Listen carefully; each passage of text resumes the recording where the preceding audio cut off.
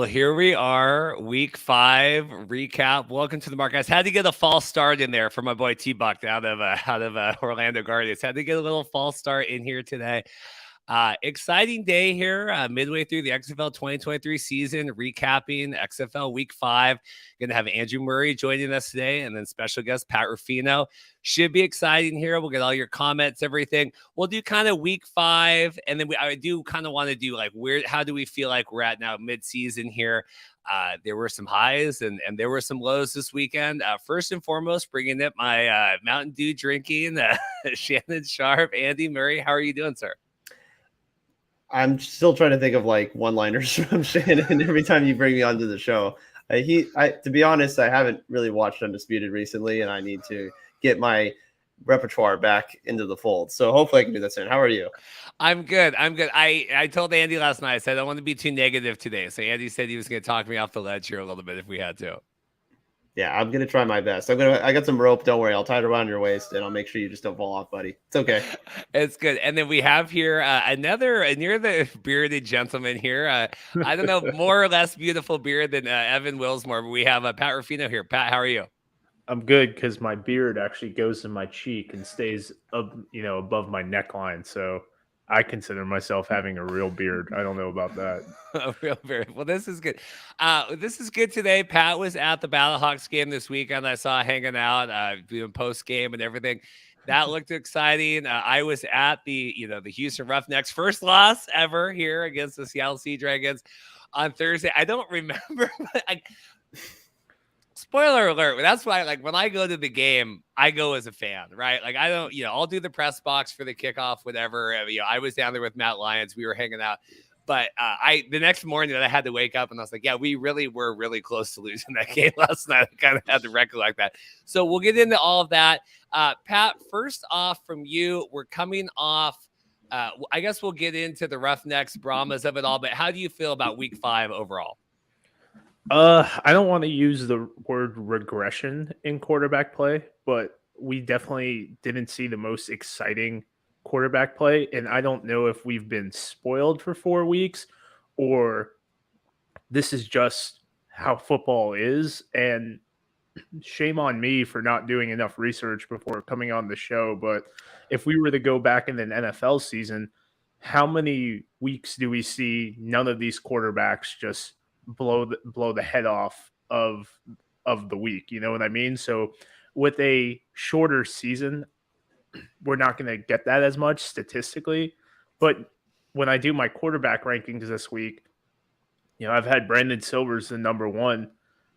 I don't really feel comfortable, moving really anyone other than Paxton Lynch down and Te'amu up because there really no one wowed me. And McCarron might have been the closest one to wow me, but then he threw that last second pick. And I don't believe his lack of statistics was indicative of his play, but more or less, I feel like the play calling for the Battlehawks was a little too cute, if in my opinion. Yeah, Andy, to me, this was the hardest week so far. I felt like overall, and even DiNucci, and we had all this stuff with, this Seattle should have never, Houston didn't have any chance to come back in that game. I thought, obviously, the game last night, we saw issues and injuries here now with Reed Sinnett. Hate to see a fellow Reed. We don't have too many of them in the world here being injured. What did you make, overarching view here of week 5? To sort of piggyback off of Pat's point, there are a lot of times during the NFL season when there are ebbs and flows of team performance and quarterback performance. He's right. I mean, there are times where even the most outstanding quarterbacks have their down weeks. And when you're in a league like this, that kind of statistic is going to be magnified when you don't put up an outstanding performance. I mean, I don't know what I would have reacted to if you told me going to this weekend that Quentin Dormady and Luis Perez were going to have the most outstanding statistical performances in the entire weekend. I would have thought, well, really nice for them. That's great. But that is absolutely not what I thought was going to happen, because based on all these performances, it's pretty interesting that you had just a litany of turnovers from so many of these guys. Obviously, Ben DiNucci was up to his old tricks. I hope Jim Haslett's not going to kill him, because he's going to gone after him for how many picks he threw in that game. Brandon Silvers obviously did not perform well. I do agree with you, Pat, that Adrian McCarron did have a good game. It was unfortunate that he threw that pick at the end to Michael Joseph, who's, again, having an outstanding season. The DC defense is awesome. And that's the other thing. There are good defenses in this league. Arlington, great unit, stout unit. It's just they can't muster any offense. DC, outstanding. Even St. Louis, I think, has some good defensive components to them. They just got run over in the Battle Dome. But, yeah, overall, the quarterback play was much left to be desired this weekend. And I think that's just the ebb and flow of the entire operation. Teams are establishing their identities, but also they're putting more film on tape for these other teams to study and be able to sort of maybe measure their tendencies and be able to understand what kinds of things they're going to do or predict what sort of operation they're going to run. And some of them are a little bit in flux. For the most part, though, you sort of have your offenses set in stone, save for maybe San Antonio, which still is stuck in the mud anyways. Well, what you were saying there, it felt like a regression, and I want to pull this up here too. I mean, it felt like a regression quarterback play. It felt like a regression kind of across the board here. I'm terrified to see what the ratings look like this week, but we have the attendance here. St. Louis down 3,000. Okay, that's fine, whatever. But we have San Antonio down 11,000 compared to their home opener. Houston, Seattle. I was in Lumen Field. I do not believe 9,200 people were in that lower bowl of that game. That might be the official attendance. And then 6,000 at Cashman. It just felt like we're getting into March Madness now. These games are late. We get into the schedule and all that later, but just felt like across the board here, and I don't know if you're just going to hit that midseason anyway, but it felt like we kind of hit a wall there this week. Pat, thoughts on that? I'm a little disappointed in San Antonio. Excuse me. I've been very vocal about this league will ride or die with San Antonio and St. Louis. And for the second week in a row, St. Louis has been competing with another market playing because the St. Louis FC was playing and they brought in 35,000 and they're like 4 or 5-0, which is the first time in an expansion franchise. And then the week we broke 38, we had a Blues game going, which the Blues haven't been that good, but St. Louis loves its hockey. So you had those two factors going on. World Baseball Classic was going on. Maybe that took a couple people out, but Ty's writing it there. These late games for the overall, in my opinion, when you have these late games, and I don't want to put Seattle on the spot, but when you're putting that game out there, you're alienating half of the country based off time zones. Because for me being in Central, that's 9:00. Well, on a Thursday, Thursday is my busy day for my work. So it's I'm struggling to watch this game, but I'm not watching it to talk about it. I'm just watching it to go to sleep at that point. And then, go to, as someone who used to live on the East Coast, when the Yankees or Mets would play on the West Coast, it's man, I get 4 innings in and I got to go to school the next morning or work the next morning. So I'm a little disappointed. I thought San Antonio was going to break 20K, St. Louis 35K. It doesn't, I don't, if anyone's talking about that being a negative, I think they're a hater. Seattle, maybe we're in that double digits if we're on a Friday night instead of a Thursday night. I don't know. I mean, Vegas has its own conglomerate of problems that I don't think we have enough time to talk about, in my opinion. But I mean, St. Louis seems to be holding the league to a standard that technically only San Antonio can get percentage wise, because obviously the stadium's smaller. But a little disappointed. Maybe it's a midseason taper off. Maybe if San Antonio was more competitive, maybe if the game was on the Saturday night. I feel like I'm coming off as an apologist a little bit, and I don't like that because in the end, and I hate to bring this up, but if the USFL was doing these numbers, would we have better opinions? Would we have worse opinions because we're creating the baseline of what we've seen for each league? So that's my opinion on that. Yeah, I mean, 35,000 is, that's a huge number, right? I mean, that's 35,000 is every non-Birmingham game combined, throughout the season. So, I mean, but there was this expectation. We're spending the money. We're going into markets. We're renting the venues. We're doing all these things. There has to be a really large turnout. And I know being here in Seattle, the team is outside of social media, which I think is tremendous, at least for the Dragons, is doing a really good job. If you're not online, you do not know that exists. We had Mike Mitchell on last week talking about 120,000 reported in budget that's been spent on marketing. Cautiously, right? Minimalistic in that way, but you don't know the team exists here. We've talked about the Kraken to death. I think that's a major part of it. I think it's really hard when they're playing. You have a playoff contending team in their second year, 2 miles down the road, playing sold out to capacity. And then we're at the Dragons game. Yeah, I had a blast. It was a blast. I felt like that was the first bit of fun I've had really being, because we were in Arlington and that was fun, but it's stressful. We're doing the show and doing the press box and stuff. Andy, what do you think of this? And then we can kind of get into the game breakdowns.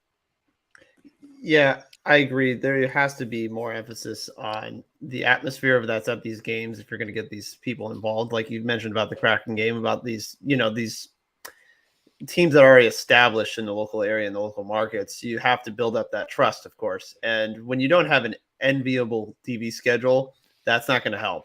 I mean, for me, I'll be honest, this was the hardest week for me to try and watch games just based on scheduling and based on other things that were going on. The fact that Sunday came around and it took so long to wait for that Brahmas Arlington game, which quite frankly was not worth waiting around for, did not bode well. And I wish that there was a game or two, at least during the daytime, to sort of fill that gap, to fill that time. Some of the NCAA tournament games were good, but by that point you're at round 32 and there's not as many games on TV. Thursday was just that's unapproachable. Thursdays on that day is impossible because you have so many teams playing at the same time. You have upsets going on. You have so many people geared towards their TVs on Thursday and Friday, especially of the tournament. And it's so hard to get people invested on that to play on a Thursday night. Saturday was a little bit better. I think the St. Louis DC game will probably rate well, and just based on the matchup as well, and also the time slot. But again, you had Vegas and Orlando just playing late on a Saturday night. And again, in a venue that everyone doesn't like seeing in person or on TV. Personally, I've had about enough time watching that grass. I've seen people say that the grass conditions are better. I said to someone this week, I was like, I don't even know if most cows would eat off that grass. So I'm not really keen to watch it again on TV. And so, yeah, it was a rough spot just based on the timing, the schedules, and good point made by Mike Mitchell. Actually, we talked about this last night. It's tough for these families to come out to these games, especially on a Sunday night. Are you kidding me? You think your family's going to come out at 8 p.m. for a kickoff time in San Antonio when you have school the next day? Yeah, right. You can have these USFL games, try and invite families and try and get people in for cheap. Well, the XFL should have that, but the problem is their schedule is just unenviable for these families. And that's just something that has to be factored in going forward if you're going to draw more people into the stands. Well, and that's the thing. And we, Mike was on and we had the USFL schedule came out. I think it was last week now, early last week, the actual, the TV networks and stuff. And it looks great, right? It looks really good. I've said that this is what happens when you have them. They own the network. They're able to leverage that. Season 1 felt like a test in that regard. Okay, let's try Friday. Okay, let's try. Okay, those don't work at all. Like, let's Saturday, Sunday. And I agree. You're sitting around all day yesterday. It's 6:00 here. By the time the game kicks off, 6:06, we're heading to dinner. I've sat around all day. I haven't watched a second of any, and I didn't even realize Gonzaga was in the tournament. I mean, I guess I should have known, but I'm like sitting there last night. My father-in-law, he's watching the score. I said, "Oh yeah," because I went to Gonzaga. I said, "Oh yeah, I guess they're in." I don't have any knowledge of that, but it was hard. And like you said, that to wait around all day for a game like that. XFL is like the CFL. We can't hide these bad games. We only have 4 games a week, and next week now the ABC game right is going to be back at Orlando with Seattle. That's not going to be good. It just, it felt like we were trying to hide some of these games on FX and stuff before we're getting to the later part of the season. I don't know if we can flex some of those games now to get, let's get the Houston, whatever. We got Monday Night Football coming up. But Pat, any other thoughts on that? And then we can jump into the Brahmas Renegades game. The only thing I want to add on is it kind of scares me for the future of Seattle and Vegas a little bit. and even Orlando. And I think those are kind of the three stepchildren we've talked about a little bit in the group chats of, is the XFL going to eventually have AJ McCarron living in St. Louis or the surrounding counties, or Ben DiNucci living in Seattle? And I don't know if that's going to add butts in the seats. I don't know if these players want to do this, because it's a lot easier to tell Catherine Webb, hey, babe, 4 months in Arlington, not a big deal. I don't think she's modeling anymore, but regardless, DiNucci, we all know, has his own brand based out of Dallas and whatnot, right? So it's like, while I think that would be great to have these players back, air quote, home, because that makes them more like, yeah, man, I went to Cafe Napoli and I saw AJ, with his wife, which is one of the spots in St. Louis. I don't know if this model is going to allow for that, because with the benefit of the hub in Arlington is everything centralized. All the trainers are centralized. Media, go down the list, is centralized. But I do think eventually, like, these guys do need to live in the city, which is going to get more more off-season, like September nonsense going on, especially with St. Louis not having a football team to have open mini camps and all that stuff like they did in 2020. So St. Louis is the only one that's proven that they should have a team like living there. I think San Antonio's not far behind. Seattle is the next one off my list. I mean, Arlington's Arlington. I think you could put, anyone there and it'll be a decent showing because of the demographic and whatnot. But I'm very curious to see their plans moving forward, because I think once the St. Louis team is the St. Louis team, not just, splitting time between mom and dad, that could see more benefits, in my opinion.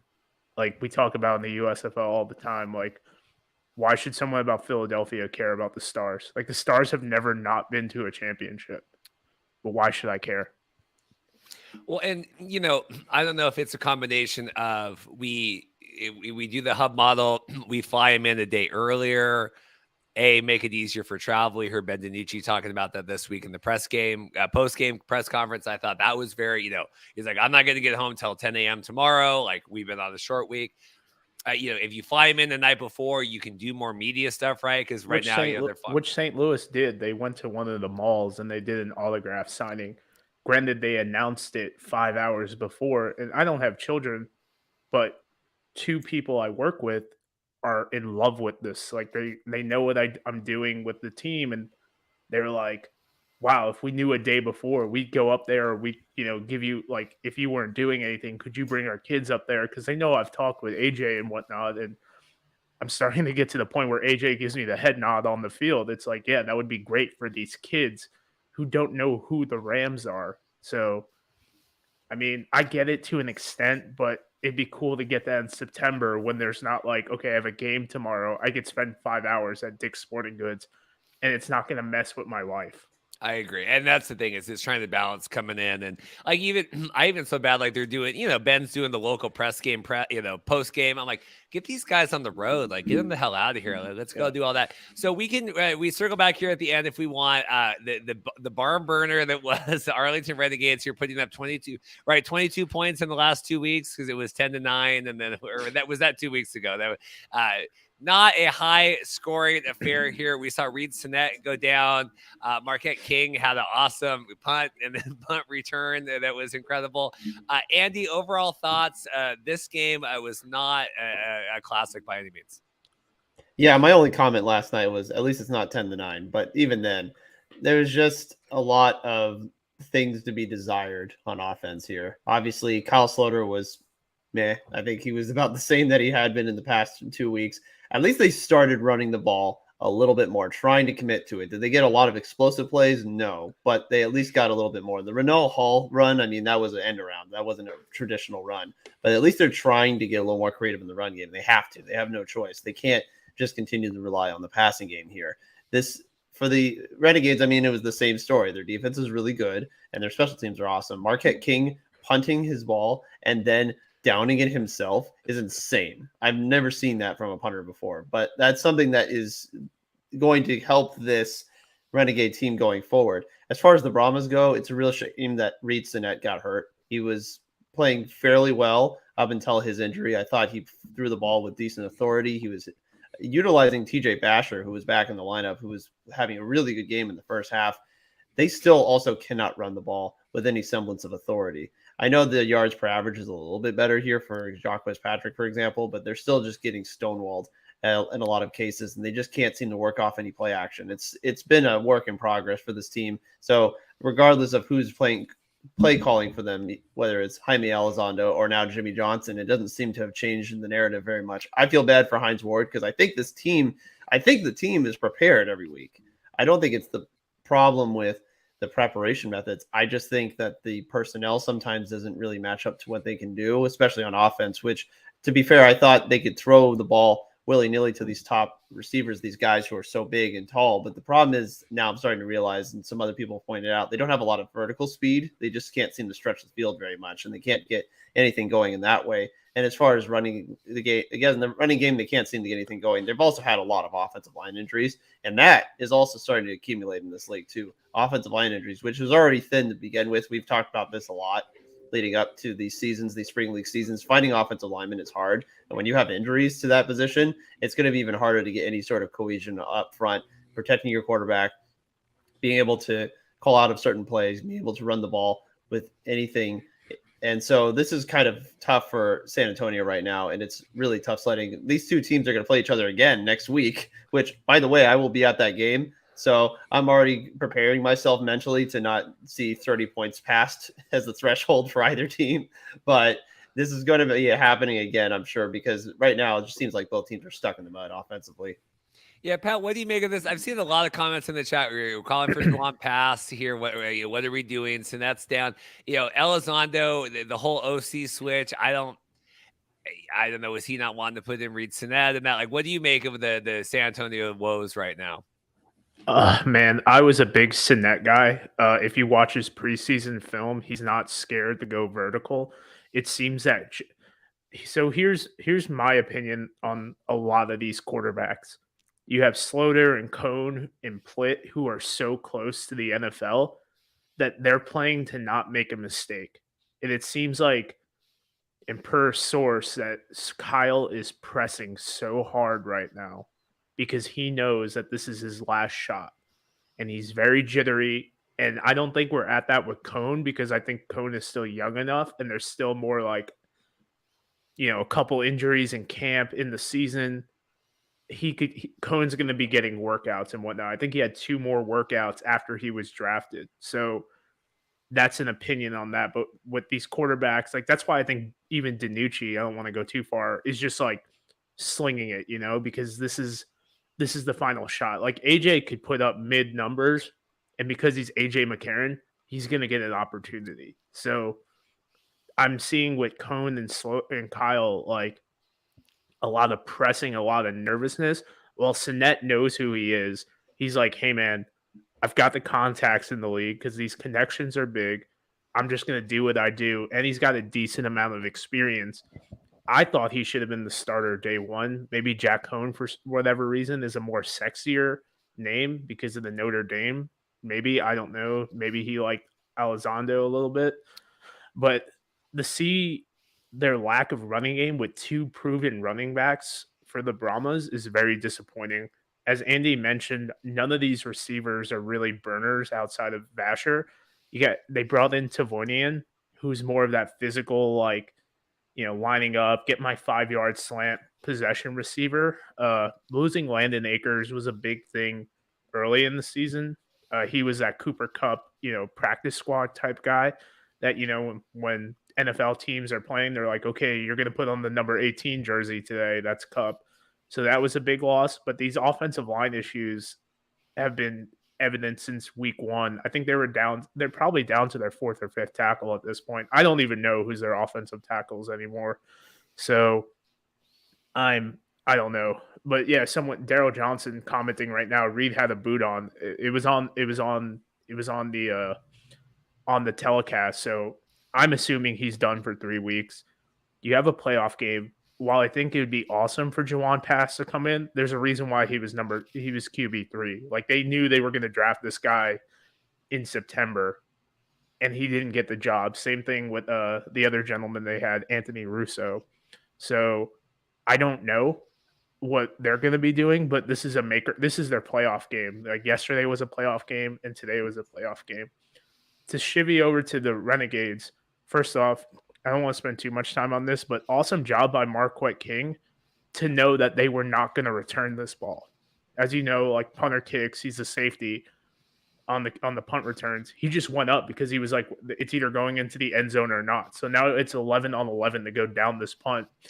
These punters are amazing. They can put the spin on the ball, all that goofy stuff. He was all pro at one point. He knew what he was doing. He made it happen. So that was just good football awareness. As I stated with Kyle, it just seems like he's so jittery. He's looking at his number one option. If it's not there, he's looking for Canella or the check down.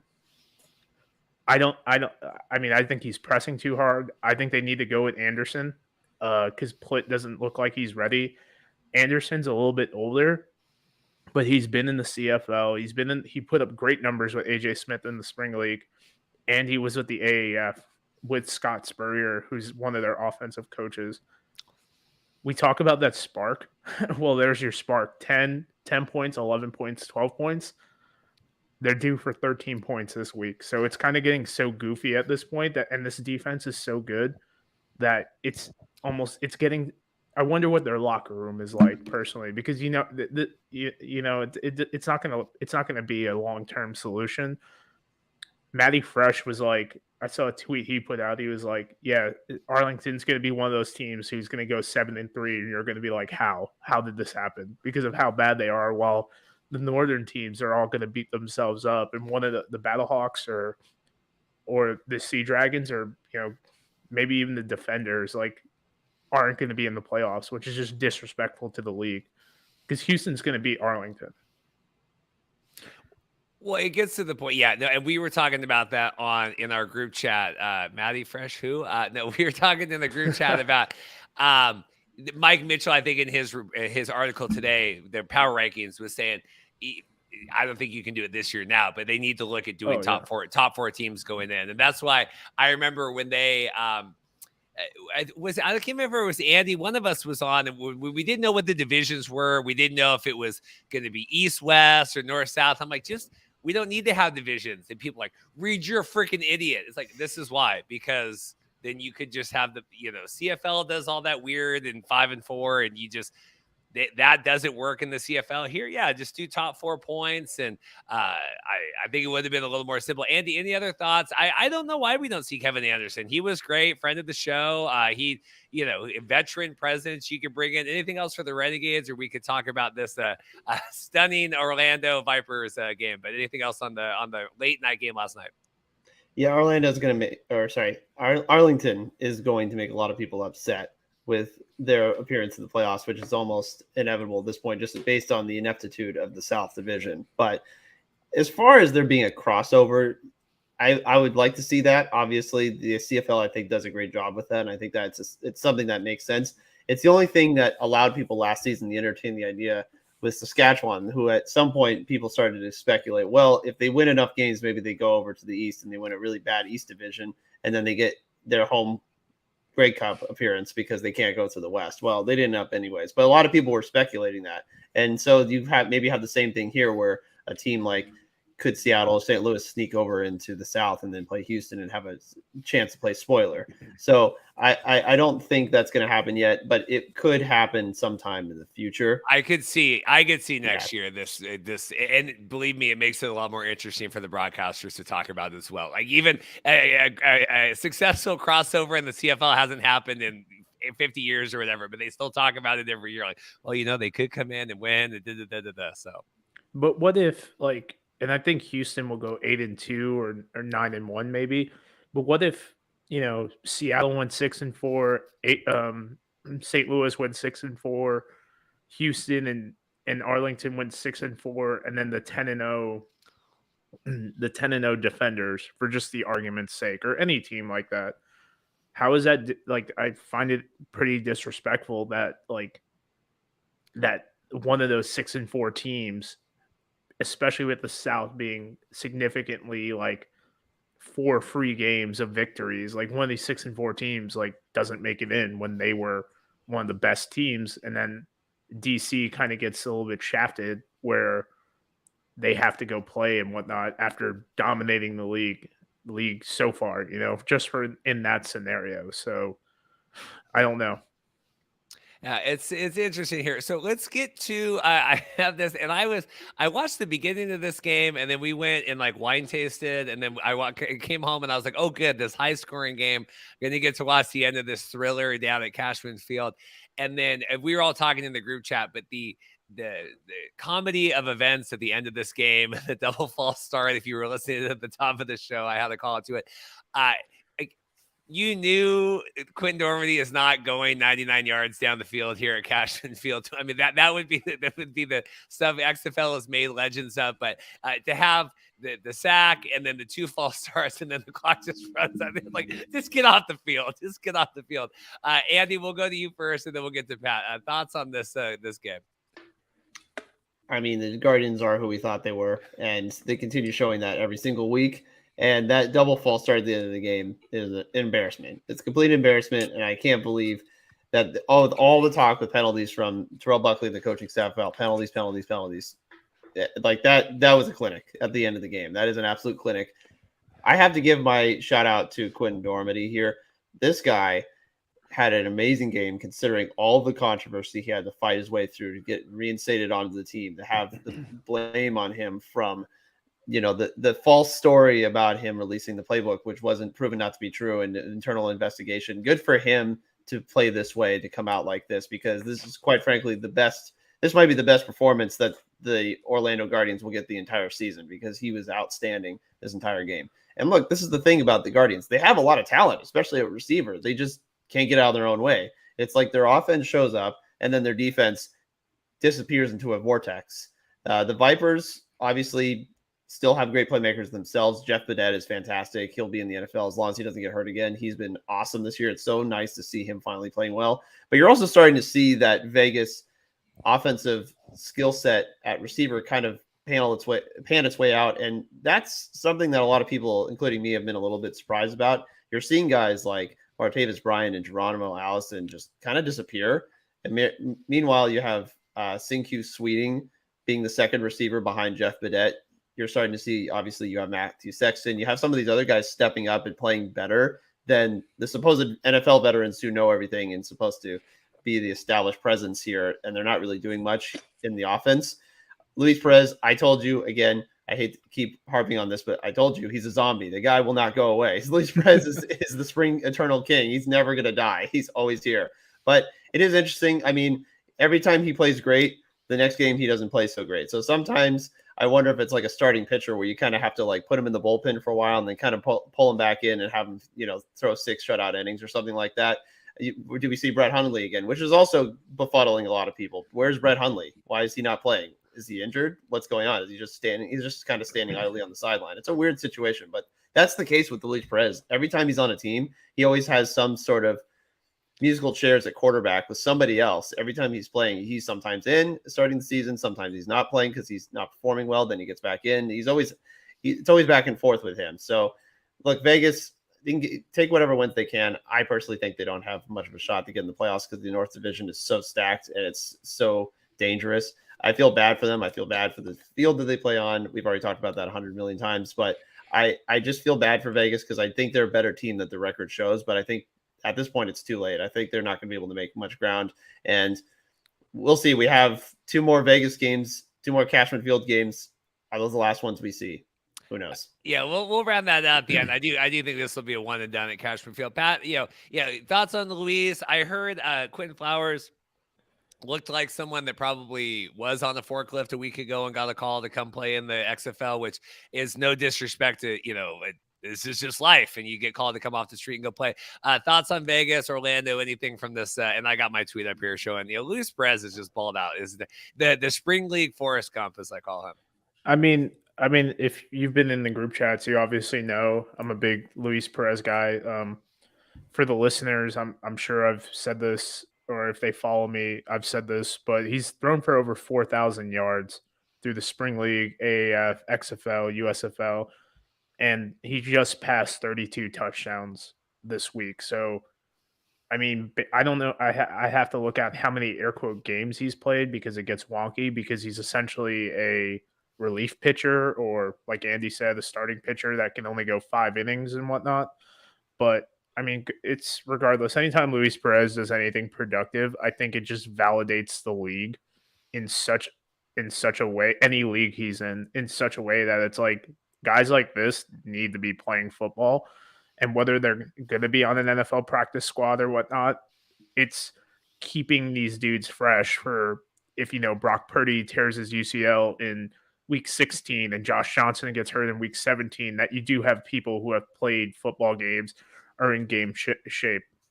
Kind of a shame we didn't see more Quinn Flowers, but like Reed said, what do you expect? Like, he hasn't played football since 2021. He wasn't in the FCF in 2022. So it's like he gets this random phone call and he's like, oh, sure. Yeah, man. Like, driving a forklift sucks. I'll come out. Big kudos to Quinton Dormandy. I mean, I'm very curious to say when that allegation came out, how many people knew it was hogwash. I'm curious on the second half of the story, which has been going around, obviously, but, it's not been made official. It's a shame because Orlando has a decent amount of playmakers on this team that we're not seeing more, because even we saw Paxton put 2 decent games together. Quinton comes out, throws a decent game. Like, this team is way better than they really are, but they're so undisciplined. And I think it feeds off the fact that Robert Ford kind of doesn't know what he's doing sometimes. And Buckley puts all his emotions on the sleeve, that we're seeing these excessive penalties come in versus like the Vipers, where it's just they're a play away all the time, it seems. But ironically, these two teams have some of the best receivers in the XFL and the most impressive receiving cores, and they're 2 of the worst teams in the league. So, I mean, I don't know how much time they warrant on the show based off they're probably either one isn't making the playoffs, but overall, it's crazy that this was the best football at the passing in a passing wise that we saw this week with the battle of the basement type thing. I'm going to pull up here. Andy's got his article up. It goes live every Monday on XFL News Hub, kind of his takeaways from the weekend. And we'll touch on the other 2, but the one, Andy, too little too late for Vegas here. Any other thoughts on, Rod Woodson's crew? Anything else before we get to the CAW is no longer the law, but anything else on the Cashman Field debacle? I mean, don't. Oh, I'm sorry. No, go ahead, Pat. I mean, these guys make great television. Like, my girlfriend didn't watch the game, and I was like, we just need to watch the fourth quarter. Like, right before the San Antonio game, I was like, just watch this nonsense, because she loves. First off, she thinks Robert Ford is adorable, which that's a different conversation. But she's like, I love watching this guy. He's so entertaining, and she watches football, but she's not like into it like we are. But yeah, she watches like Buckley and she just goes, man, like even in between plays, or if they don't spotlight Buckley, she like something nonsensical will have, and she'll just sit there and go, man. So it's good for the casual viewer. It's good. It's like the Kirby Wilson of it all. Andy, anything else here on this? I don't know. My head was shaking at the end of this one. Whatever hair is left on Rod Woodson's head, I hope it's not being donated, because I really just can't believe he still has anything left in his follicles after this season. Poor guy. I really feel bad for him. And as for Buckley, look, I maybe he'll find a coordinator job somewhere next year, but this is him and Kirby Wilson can talk about that in the offseason, because also we need to talk about at some point our rankings of the spring league basement. As far as history goes, we're going to need to get in that conversation at some point, because Orlando's steamrolling into that conversation right now. Well, that's a good point. Yeah, Andy sent over some talking points that he had for the thing, and I remember week 1 of the show. We've been doing these now every Monday, and I said, "Are the Orlando Guardians the worst team in spring league history?" Everybody, Reed, you are a dummy dumb. It is the Pittsburgh Maulers by a country mile. What do you have? Is your opinion changed, Andy?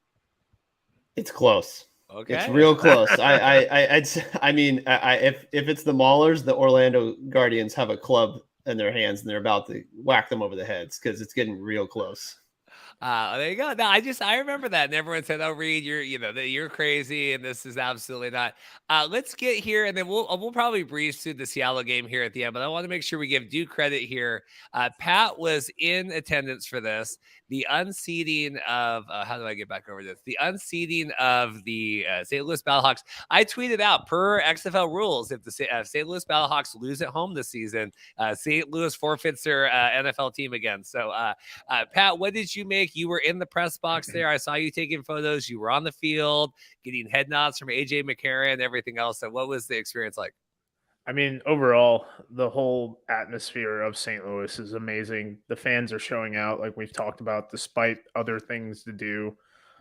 The whole XFL team that works for St. Louis, like not obviously the coaches and players, but the support staff, nothing but great. Stoley's great. Yeah. Stoley is an amazing human being. He, takes care of everyone as long as, you're not there to be a fan and to do your job and whatnot. So that's always a big thing as well. So there's not much I could say to, stroke their egos even more, but a huge shout out. And big thing about St. Louis too is for the media side of it. They took care of the DC media. That there's a couple DC kids and guys that were there. So they took care of them. So that just shows, I don't know, the character of that staff maybe. But yeah, awesome. Like, very equal as far as how they took care of everyone. So big shout out to them. From the offensive side of St. Louis, we're getting too cute. And we've seen this back, like when I've actually watched the games, not being at the game, when you'll hear the Beckisms, if you want to call it, but he'll be like, Bruce, let's open it up. Bruce, let's open it up. And it seems like when they opened it up and run maybe a 4-minute offense, that we're seeing these results. Greg Williams gave the seams to AJ the whole game, and they weren't running seam routes or anything like that. It seems like they're getting too cute. Like at one point they put, a levels, like the outside receivers ran levels routes, and then they had Jake Sutherland go out into the flat, and they're throwing it to Jake Sutherland, who's a powerlifting tight end, and he gets like 2 yards. And I'm like, dude, you don't throw it to that. Throw that to Hakeem Butler type thing. So it seems like sometimes we're getting too cute, because Beck's been on record about talking about the offense is like a McFleur, McVay, Shanahan type offense, which I think AJ can run. But sometimes we just, throw the ball, pitch it around. Brian Hill is, coming to his own. He looks healthy. The offensive line, despite losing the left tackle, looks a lot better. DC's got some ballers on the defensive line. So, I mean, you're going to give up sacks. It happens. It's all football. I'm not losing my mind about it. But, I mean, AJ threw that last pass. It was an underthrown ball to Steven Mitchell, who had a step on Mike Joseph. So that's why I hate the interception stat, because Mike Joseph had that pick 6 in week 3. That's a 9-yard route or gain if the receiver doesn't slip. And if AJ throws a good ball, it's kind of that Trayvon Diggs metric where like, oh, Trayvon had 11 interceptions. Yeah, well, he gave up 13 touchdowns. So what's up, dude? So it was a little bit disappointing. On the defensive side of the ball, Teamu, I was next to Teamu, and he's a lot bigger than I remember him being. And granted, like, this is the first time I was ever next to him, but seeing him in college and whatnot, he's definitely bulked up in my opinion. And I think I counted like 7 missed tackles on him, and whether it been him rushing the ball or even from defensive pressures and whatnot, it just was a very disappointing to see. Like, we were so close. Like, it blows my mind DC is 5-0, not because I think they're a bad team, but it's just like they are completely one-sided. Like, Abram Smith, Mike has talked about him. I've talked about him. This guy's a stud. He's definitely an NFL caliber player, and he put together this performance. But it's like, man, you just throw a body on him, like, and tackle him. Like, he had that 70-yard rush. He was untouched. That's football. It happens. I get it. But it's like, it just seemed like broken tackle after broken tackle. And it's like, now you're taking a loss for 7 that goes into a 3-yard gain. And it's like, that changes the whole dynamic of the game. I mean, Greg Williams baited AJ a couple times to like throw the seam, and I don't want to say he baited AJ, but baited Bruce Gradkowski to throw these seam routes. He left that open, I would say 50% of the passing and plays. So, I mean, the only time they really challenged Greg Williams was that touchdown to George Mitchell, because he gave everything underneath and said, "My God, you can have a 3-yard gain, like, but my DBs are going to stop you at 3 yards. So have fun with that, bud." And I mean, I talked with Greg after the game. We didn't really talk football just because, he was getting ready to leave and we kind of ran into each other in the tunnel. But I mean, Greg's a smart dude. We can talk about Bounty Gate, but I mean, that defense, regardless of cheap hits or not in 09, that they have an attitude, and that DC team has that same attitude. And having Reggie Northrup there definitely brings up the level of swag, if that makes sense. Andy, we have a couple comments here. John, defenders run game's insane. You know it's coming. You can't stop it. I had your article up, and this was one of your talking points as well. I got your key takeaways here.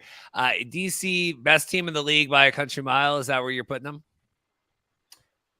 I'm not going to say country mile, because I do think Houston is still very good. I know they haven't had a lot of wins against top line opponents, and they didn't have exactly prove themselves against Seattle on Thursday, but I still rank them very high. And I think it's 1A and 1B for me right now. But DC, look, to Pat's point, I know you said that it was frustrating because they seem like a one-trick pony. Well, their pony's pretty powerful. They have a really good pony in that stable, because the way they operate their offense is so effective based on just the fact that it's simple, but it's effective in how athletic all of the pieces are along the offensive line, in the backfield. Abram Smith had an immaculate game. He was incredible. Running between the tackles, his speed on the outside perimeter was awesome on those 2 breakaway runs.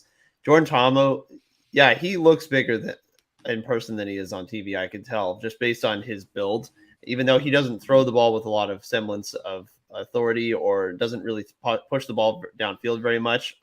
There's still a lot to be said about his athleticism, and he's very effective as a runner. Derek King obviously can be a cheat code sometimes, just running him out of the backfield and the RPO, and then being able to just run such a simplified college style offense is really effective. And I think that's a credit to the staff for realizing what they have in this entire unit and how they utilize it, because they've been able to just run teams over the entire season. And if no one's going to stop it, so be it. Now, is someone going to stop it eventually? We'll see. If they do, are they going to be able to throw the ball? And that's really the biggest question with them. I thought St. Louis did a better job of that the first time around when they were playing in DC, but for whatever reason, they just had no answer at home. And I agree with you too. Greg Williams was definitely opening the door for some of those seam routes to be hit by AJ McCarron, the offensive staff. But I'm not sure why they didn't do that, because they seemed like they were doing it the first game. I thought they did a better job of it in the first matchup, and they had a lot more just in terms of the game planning. I really liked what St. Louis was doing more in DC. I know that they were also down in that game by double digits, but I liked their game planning more. I just thought it was horrendous luck that they had sometimes with the officiating, sometimes with the turnovers. I just thought the ball didn't bounce their way a couple of times in that game. Whereas this game, I felt like they were just kind of outmatched, honestly, from the get-go. From the second quarter on, it just felt like DC was in control of this game and they can do whatever they wanted to on the ground. So that is a bit disappointing from St. Louis's end, especially your safe haven has now sort of been violated by the DC defenders, who can lay claim now to a 3-0 all-time record against St. Louis dating back to 2020. So, that's a big deal for DC and a big talking point for them going forward. Yeah, I remember this. St. Louis, and this is a cheat code, and they're going to run the table here. And then here, DC came in, and I don't know. They're saying, who is it? Drew, was it Drew Plint wanted to send 50,000 people home upset or whatever it was. Pat, sorry, I cut you off. No, and for the defensive side of the ball for St. Louis, like I touched on, the tackling was extremely poor because, obviously that sack goes into a 3-yard gain, and now you're looking at 2nd and 17 or 2nd and 7 versus 2nd and 17. But also, like, there were times where, and I don't know if it was a missed assignment, but they had no spies on Teamu. And King wasn't very effective as a runner. as a runner in week 3. Like he had like a 12-yard gain on the 3rd and 18, but like they just had spies on him. It's like, yeah, we're playing the sticks. That's an inflated statistic. So there were a couple times there was no spy on Te'amu, and then he's already 5 yards down the field. He makes one guy miss, and then it's an 8-yard gain. So it was a little disappointing, like some of the game planning and whatnot. And you could see the frustration on Beck, even from the press box, move his hand and whatnot. And it's like, in frustration, and you're just like, they're not reinventing the wheel. It's like, I'll give you the 70-yard gain, like, especially like I'll give you that. But there were 2 or 3 times where we were in field goal range and we didn't get points. And it's like, shift the field. Now they have the ball. Like, instead of starting from like the 27, they're starting from the 36. And like, am I nitpicking? Yeah, but there, in my opinion, I counted like a 6-point swing, like I did in week 3, where they had that one of the Shepherd returns. They didn't get any points from that. So it's like, and then DC went down and scored. So it's like, come on, guys, like they're so close. And we saw DC kind of swing by with this in week 2 with their Seattle victory. And it's like, while I do think they're the best team in the league, it's like, guys, like, we know what they're doing. Like, even Te'amu, when he threw like 3 50-yard passes in week 3, it was like, man, like, all you gotta do is throw your hand up. Like, it could go either way. Like, these are 50-50 balls. You know what I mean? Like slightly underthrown, like just getting beat, or the receiver makes a great move. But that's football. Like, I'm nitpicking and whatnot, but this 5-0 team could easily be 3-2 if the wind shoots one way or the other, or but. And it's Mike Mitchell. Mike Mitchell is one of his confidants. Von Hutchins has done a great job of building this team. So let's not take away from that. And, Reggie Barlow is proving that he is going to be an NFL coach, maybe not next year, but the year after. And then it wouldn't surprise me to see him be an NFL head coach in the next 5 years, because he's truly a leader of men. And like, he's getting this team to buy in, especially with these offensive line injuries. Like, that's the most impressive part. You can talk about Te'amu shaking tacklers, King being the cheat code, but Eric Dungy is playing running back right now and looking as a lead blocker. So overall, the DC team is the most impressive team of the bunch. Whether I agree they are the best team, yes, they are. They are. I don't think it's a country mile, because the ball can go either way. But overall, overly impressive on the staff side, more than the players on the field, in my opinion. Last game here, speaking defenders, and yeah, we've had comments. We get Monday Night Football next week here. We get Monday Night Football, 7 Eastern, ESPN2. But we have the aforementioned DC defenders, and then we have our Seattle we have our Roughnecks. But talking the last game here, we have the Dragons victory. I'm glad I was there. Historic night. Kraken won 2-1 in overtime against the San Jose Sharks. And then we had the, Seattle Sea Dragons. Felt really like it was going to be a runaway. And then I'll tell you, when Danucci threw that last interception, screams in the stands of like, what are you doing? We saw Danucci cussing out Josh Gordon on the sidelines. We'll toss to Andy first here. Thoughts on this, and we don't need to go too. I mean, this is Thursday now at this point, but thoughts on the Roughnecks loss here, first ever franchise loss. Yeah, like I said, I'm surprised you didn't see Jim Haslett unsheathing the knife underneath the bench after that last pick. But I do think some of it was on Josh Gordon, because he stopped running the route and it just floated straight into the hands of Harrison. It was like, what happened there? There was obviously some miscommunication.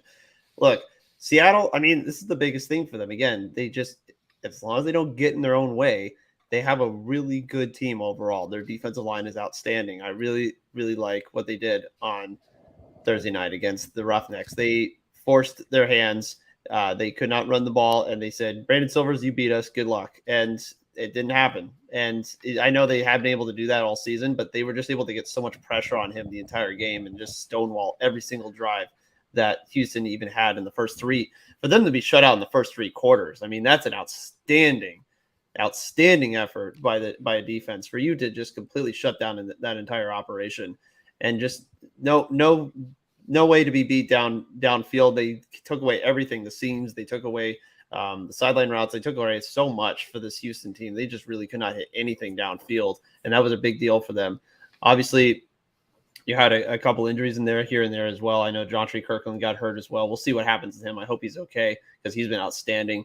This receiving corps just was not able to get as open as they had been in previous weeks. And this is a huge deal. Even with Max Borghi coming back, it still didn't matter. They just could not run and I know Houston doesn't run the ball very much anyways, but what they could try to do on the run game, they really didn't get done either way. So outstanding game plan by Seattle. Again, I think they have the staff and the talent to do it. They just got to stop turning the ball over every single week. But that's really been their biggest Achilles heel because they can move the ball just fine. They should have scored at least 30 in this game, and they should have won easily by double digits because they were outclassing Houston for about 3 quarters.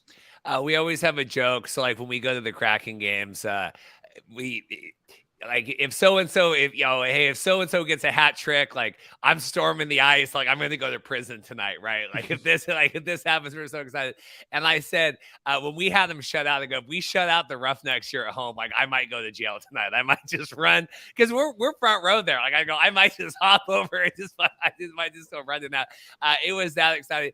Pat, thoughts on this? We'll keep it abbreviated here because Andy's got to get to work here after this. So we'll get going there. 2 things, just touching on the quarterbacks. The reason why DiNucci is not going to win the MVP is because obviously turnovers. It did seem that they didn't go to Morgan Ellison until late in the game. Am I remembering that correctly? It seemed like he was kind of, on the sidelines for the majority of the game until about the third quarter. Reed, if you remember. And yeah, and then he came in and fumbled the ball. So I was told because we missed the first home game, and they're like, they told me, Ellison came in and like hyped the crowd, and we need you to get him on the show. And I'm like, okay, I'll email whatever. And then he comes in the game and immediately fumbles the ball. I'm like, okay, we're not calling him anymore. Yeah, I don't know. It was kind of a shame because of how well he played in the week prior. I have to do the all 22 of the film, but sometimes it feels like Brandon Silvers is trying to make an NFL throw versus a 5-yard throw. Am I crazy for thinking that? Because, and kind of goes back to my Slotherisms, is like this is it for Brandon. I feel like he was kind of done wrong last year in 22, not playing. He should have been the USFL last year. I don't know the politics if that was him or he said he wasn't called. I mean, that's what I heard. Just that's my opinion, disrespectful. You know what I mean? Like he's a proven spring league guy. His spring league numbers, we can go into that another day, but are up there.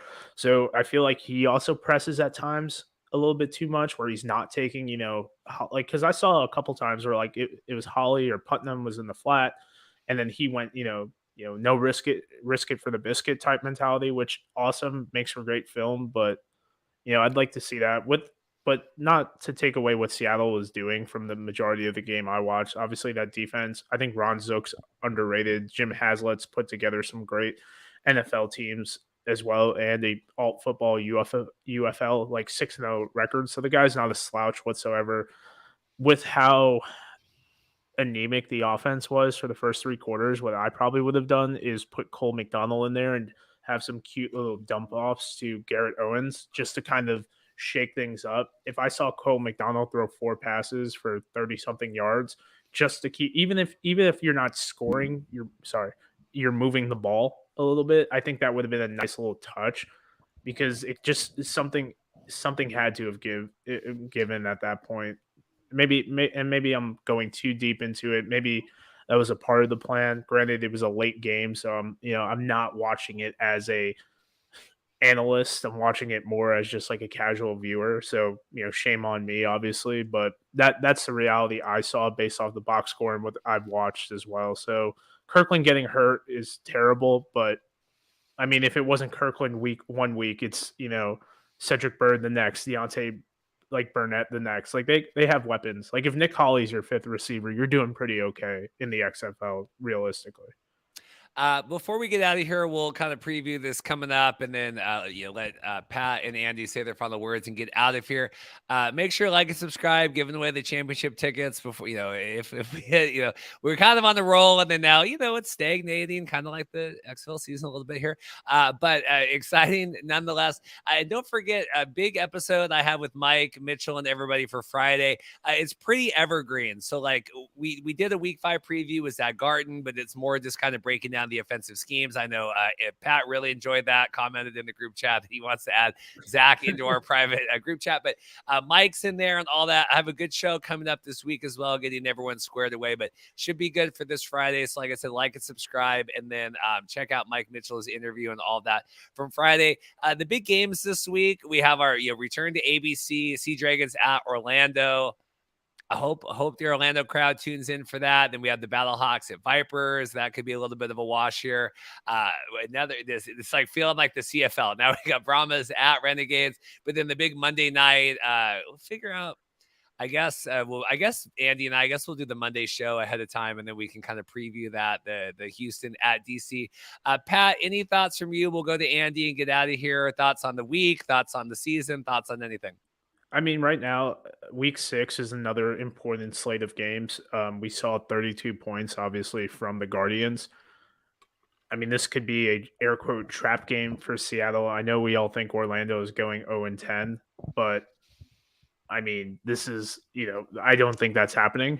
Personally, I think they'll win one game. I personally think they're either going to be the Battlehawks or Seattle. So pick your poison, just because both these teams need a win. Going into St. Louis versus Vegas, biggest thing for me is how do they, obviously, stereotypical media guy, how do they respond, right? It's a lot easier to lose in week 3, but be like, hey, we're at the Dome, get it together. How do you get the troops motivated to go on the road for the next 2 weeks and play in the less than desirable conditions and welcoming conditions in Vegas, and not from the fan aspect, but like, I mean, I'm willing to, say that St. Louis has the best air quote experience for the players, not just from the fans, but just the setups and everything like that from the Dome. So, I mean, I'm very curious to see like how Beck rallies the troops and what the message is of it's easy to go into week 4 after their defeat and be like, okay, home games, like get it together versus, no one can go out in Vegas the night before because we're trying to like not do anything silly. San Antonio and Arlington, I mean, I think slow their starts this week because, he's 2-1 and, that nice incremental spark percentage wise that he's been providing. Very curious to see what San Antonio does. Obviously, I said it earlier, I think they grift their way into the playoffs at 7-3 because of a favorable schedule. Houston versus DC is the one that everyone's going to be tuning into, kind of like the Monday night vibe of everything as well. What time they're playing at 7, so it's not an unreasonable time for a lot of people. I mean, that's the one I'm going to be tuning into after the Battlehawks game, but I think St. Louis obviously beats Vegas, but this one I have no idea. I mean, I don't think either team goes I don't think DC goes 10-0. So I mean, they're due for a loss at some point, and it's always better to lose in the regular season, get it out of the way. How do you respond? Make the adjustments. Okay, let's push on. So that's my take on another good set of games standing wise as well. Yeah, it should be good. We had Argo Fluffy here checking in on the chat, asking how are the ex-CFL players doing? Darnell Sankey's doing good. Let me hide. I don't want to hide Pat's beautiful face here. But I am more curious to see MBT and now Prukop here in the USFL. So you got to keep an eye on both leagues now. It's not just the XFL. Anyway, Andy, thoughts on what are you looking forward to for this weekend? Yeah, this is a much better TV schedule, first of all. This is a lot more enviable. Obviously, for me, it won't affect me too much as I will actually be at that game in Arlington. God, I hope there's more than 25 points scored total in that game. We'll see if Jawan Pass does, in fact, get into the game, if Jack Cohen struggles again. And we'll see how Arlington does as far as Kyle Sloter getting more acclimated to the offense. Like you said, Pat, I think he's been pressing way too much. He's been trying to impress more than he has been trying to just play to his strengths. And that's a big thing for Arlington if they're going to even be a decent offense. If they're going to be a playoff team, they better start getting it together.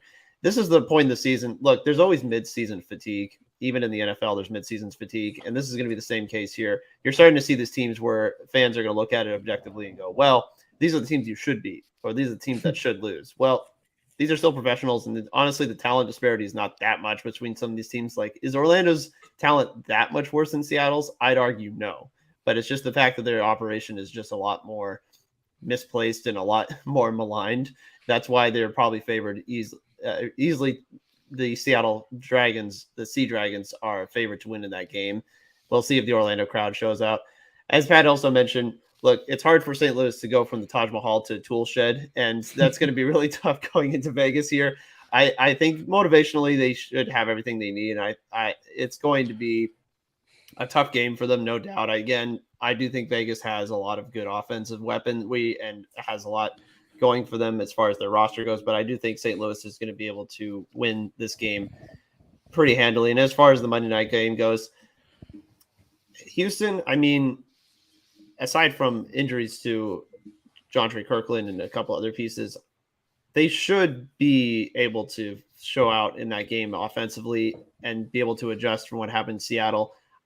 I'd probably give the edge to DC just based on how no one's had an answer for them yet. They've played so well. And they've played to their strengths. They've been able to shut teams down on defense. They've run the ball again with an absurd amount of success. And it's hard to beat the beer snake. The beer snake is undefeated. So, that's the last traditional thing that had been kind of standing in the XFL, right? St. Louis had never lost at home. They lost at home. Houston had never lost, period. They lost. Is the DC beer snake going to fall at home? That's the biggest thing here. I'm going to say no for this week, but I don't think Houston is far behind DC, and it's going to be a really great matchup on Monday night. And I hope a lot of people tune into that game because that is a marquee primetime matchup. Yeah. Yeah, need to tune in for that. Tie here is we're there at Sunday tickets. No, it's like the Houston Stadium. It's like old school WWE, man. Fill the one side. So I think they should do that at. Cashman, they don't have an option, but I think Lumen Field. I think they could do that. I think they could do a better job positioning some of these tickets. Pat, anything else, real quick? We'll get out of here. I'll plug everything. Just the final, that's what they're doing in the 400 level at St. Louis. They're filling the one side, and now they're kind of opening up because it hasn't an exclusive right here is I believe that students can get in for like $15 or something in the 400 level. So big win. I think St. Louis is the only market that could do that because we are filling the 400 level 1 and 2, about 6 different colleges within an hour of St. Louis of the Dome. So, good job on that. Andy, just, before you have to go, would you start pass this week? I'd like to see what I have because at this point there's no more answers. This is getting really desperate for San Antonio. I don't think they have much options left. And Jack Cohn, I think he's exhausted every bit that we're going to get out of him. So yeah. I would. It's a shame. I didn't think Cohn was obviously the best. I had him as a backup, but very, very surprised to see the production from college and the drop off here, in my opinion. But yeah, this is going to be a good week of games, Reed. So, they all mean something, So it doesn't get much better than this in the mid-season right now. Benefit of 10-game seasons, obviously. We'll let Andy get to work here. Appreciate it, Pat. Check out his Analyze and Educate YouTube channel. I know he has some more interviews coming up at USFL here, prepping for the season. I also have all of Pat's articles prepped and ready to go for the Markcast this week. So Pat sent over some. Look for Andy's stuff, XFL News Hub. He had his key takeaways this week and everything else there. Really appreciate it, guys. Like I said, like and subscribe. Get us 3,500. Appreciate it. I'll roll the outro music here. And thanks everyone for checking it out. We'll see you on Friday.